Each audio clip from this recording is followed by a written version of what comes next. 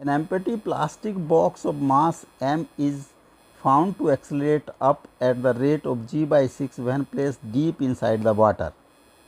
How much sand should be put inside the box so that it may accelerate down at the rate of g by 6?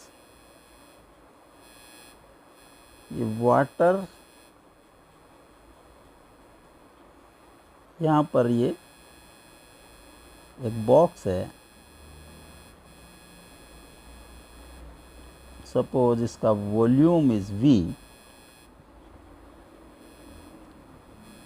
तो water will be displaced, उसका volume होगा v, तो bound force will be equal to weight of water, b is equal to weight of v volume water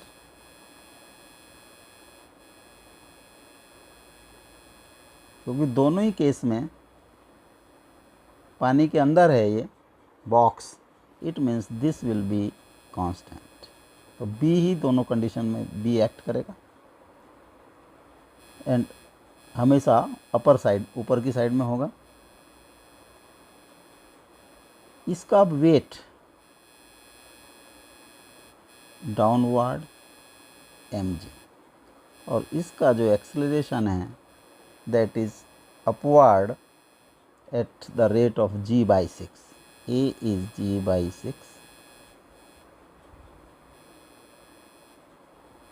तो upward force, net upward force is b minus mg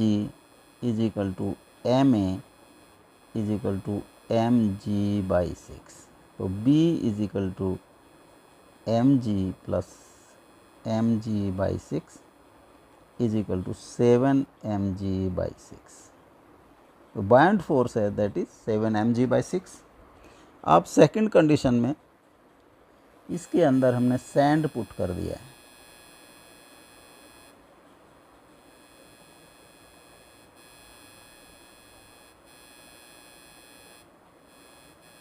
इसके अंदर हमने m1 मास का sand m1, क्योंकि volume same रहेगा, अंदर रखा है सैंड को, तो bound force in upward direction will be same 7 mg by 6। अब इसकी जो इस एक्सेलरेशन है that is downward, a is g by 6 and direction is downward, तो डाउनवर्ड फोर्स इसका मास, बॉक्स का मास और प्लस सैंड का मास इंटू जी, ये वेट एक्ट करेगा डाउनवर्ड। तो सेकंड कंडीशन में m1 plus m1g minus b will be m plus m1a,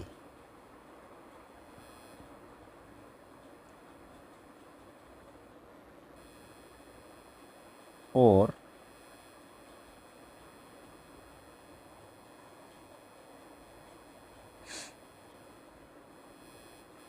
m1 plus m plus m1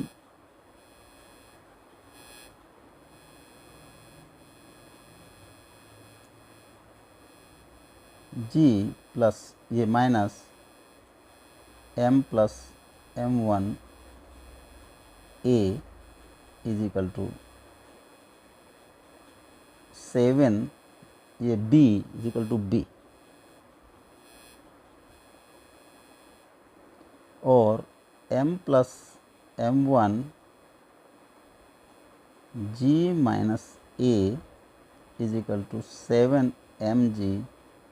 by 6, m plus m1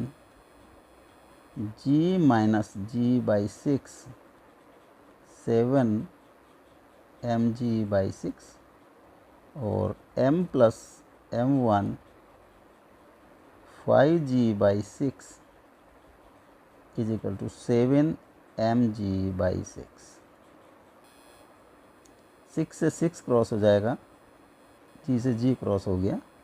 तो m plus m1 is 7m/5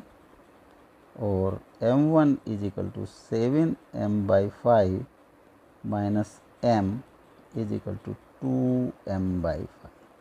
तो sand का मास होगा that must be 2m/5।